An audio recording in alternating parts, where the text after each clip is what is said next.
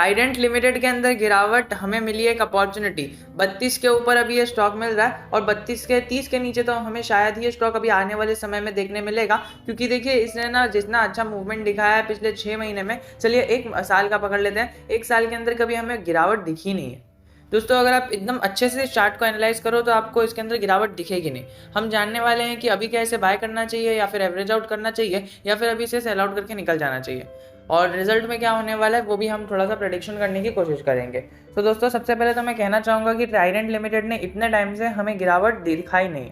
जब भी वो ऊपर जाता है थोड़ा 5-6% नीचे आता है एंड देन फिर से वो ऊपर चले जाता है। हाँ, अगर हमने इधर देखा तो वो कंसोलिडेट करता है, इस जगह पर कंसोलिडेशन, इस जगह पर कंसोलिडेशन, लेकिन दोस्तों वो कभी नीचे नहीं आता है। एंड यही सिनेरियो हमें देखने मिलेगा। ये 30 का 40 चले जाएगा, फिर 40 के नीचे नहीं आएगा। अभी जैसे कि 25 से 30 चले गया और अभी 30 के नीचे नहीं आ रहा है, उसी नहीं आएगा, उसी तरह आने वाले टाइम में ये 30 से 40 भी चले जाएगा, 40 से 50 भी चले जाएगा, लेकिन जिस लेवल पर ये पहुंच गया ना उससे नीचे आपको कभी नहीं मिलने वाला है। तो अभी अगर आप समझ लो, अगर आपकी एवरेज प्राइस 20 के नीचे है या फिर अगर आपकी एवरेज प्राइस 15 या फिर 10 के या फिर 7 के पास भी है, तो आपको बेचना ही क्यों है? आने वाले टाइम में फिर आप 30 में खरीदोगे। आने वाले टाइम में अगर आप अभी बेच रहे हो तो आने वाले टाइम में ये सोच लेना कि आने वाले टाइम में अगर ट्राइडेंट में और अगर आपने एंट्री की तो आपको फिर महंगा खरीदना पड़ेगा। तो क्या पता आने वाले टाइम में 50 या फिर 60 पर खरीदना पड़ जाए। और सेकेंडली अगर हमने देखा तो पिछली बार जो रेवेन्यू और जो इनकम आई थी वो इनक्रेडिबल आई थी, डबल हो गई थी सीधा इनकम, और डबल भी कितना, 1,500 करोड़।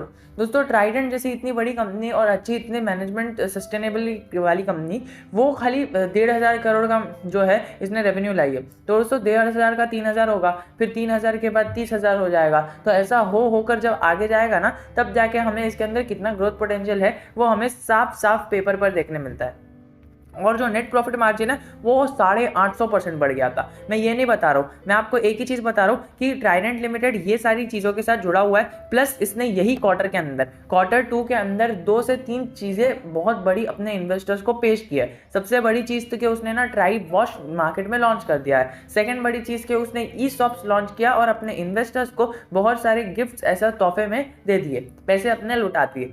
ये 2 चीज़ हो गई। एंड तीसरी चीज़ उसने है ना कई सारी जगह पर अपना जो बिजनेस है उसको एक्सपांड करने के लिए अपने इन्वेस्टमेंट भी किए, तो वो इन्वेस्टमेंट के सेक्शन के अंदर आ जाएगा। सो दोस्तों ये बैलेंस शीट और जो प्रॉफिट एंड लॉस अकाउंट है हमें बहुत ही अच्छी तरह से देखने मिलेगा। ये सब आप एक बार देख लो कि कौन कौन से कंपनीज है जो हमें इसके साथ पार्टनरशिप करते हुए देखने मिलती है, जिसकी तरफ से ये सर्टिफाई है। एंड अगर आपको मैं पार्टनरशिप की बात करूँ तो आपको पार्टनरशिप यहाँ पर सस्टेनेबिलिटी में आना है। एंड सस्टेनेबिलिटी के अंदर नीचे आप जाओगे ना तो आपको इसके अवार्ड्स दिखेंगे। 2010 में इसको अवार्ड मिला था और 2010 में देख लेना इसकी शेयर की प्राइस क्या थी। ये मैं आपको 2010 की प्राइस बता देता हूँ। अराउंड अगर आप पकड़ो तो 2010 में ये स्ट्रगल कर रहा था और इसको अवार्ड मिले जा रहे थे। दोस्तों देखो आप ही के स्क्रीन के सामने, ये स्ट्रगल कब तक कर रहा था पता है? 2013 तक ही खाली स्ट्रगल ही कर रहा था। 2013 तक इसको देखो कितने अवार्ड मिल गए। 2013 को इसको और एक अवार्ड मिल गया, फिर 2014 और 15 को इसको गवर्नमेंट ने अवार्ड दिया, जिसकी वजह से ये ऊपर गया है। गवर्नमेंट के अवार्ड का इतना महत्व होता है वो हमने 14 और 15 के टाइम पर देख लिया।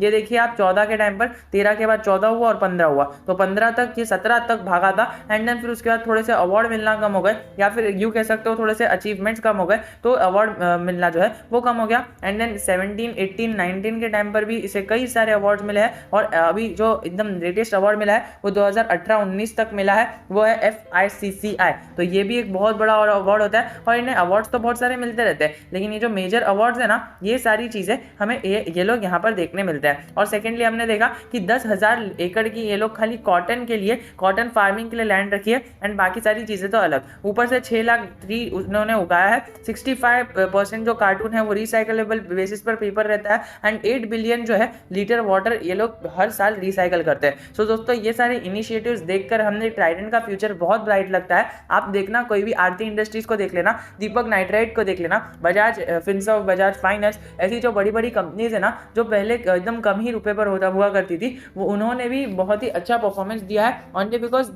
The things that they were doing at that time they were incredibly good. And इसी टाइम पर ये लोग भी बहुत ही अच्छी चीज़ें कर रहे हैं। सारी हमें अच्छी चीज़ें इनकी तरफ से होते हुए देखने मिल रही है, जो हमें ड्राइव करती है कि आने वाला फ्यूचर कोई भी मतलब कोई भी बंदा कॉटन के बिना नहीं रह सकता है, दुनिया कॉटन के बिना नहीं चल सकती है। ये सारी चीज़ें एसेंशियल है। हाँ मतलब कई सारी चीज़ें देख सकते हो आप कि बंद हो गई, फॉर एग्जाम्पल ऐसे केमिकल्स जो है लोगों के काम नहीं आते थे, वो बंद हो गए। अभी देखना आपने, चाइना में पावर कट हुआ एंड वो पावर कट होने की वजह से कई सारे केमिकल जो फैक्ट्रीज है वो बंद हो गई, लेकिन फिर भी कंट्री को फर्क पड़ा, वर्ल्ड को फर्क पड़ा नहीं, क्योंकि वो एज अ सप्लीमेंट की तरह काम कर रहे थे। बट जो बेसिक लेवल की चीज़ें हैं ना, जैसे कि IT, सॉफ्टवेयर और FMCG, ये सारी चीज़ें हमेशा हमेशा रहने वाली है। एंड ये लाइन एंड यान, ये सारे बिजनेस हमेशा रहने वाले हैं। तो जिसके पास भी इसके अंदर पैसा लगा हुआ है वो ज़रूर कि ज़रूर आगे जाके कंटिन्यू कर सकता है। और अगर चाहे तो इसके अंदर जो है ये रिजल्ट से पहले इसके अंदर बाइंग भी कर सकते हैं। अगर आपको लगता है कि इसका रिजल्ट अच्छा आएगा, so you can definitely average it out. वरना अगर रिजल्ट अच्छा आ गया तो आपको पता ही है कि 35 के आसपास तो ये शेयर आराम से ही हमें देखने मिलेगा।